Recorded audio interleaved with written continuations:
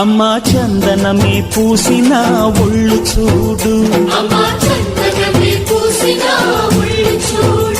అమ్మా పున్నమి పుట్టిల్లు ఆ కళ్ళు చూడు, అమ్మా ముక్కోటి మెరుపులా మోము చూడు, అమ్మమ్మ ముగ్గురమ్మల మూల పుటమ్మ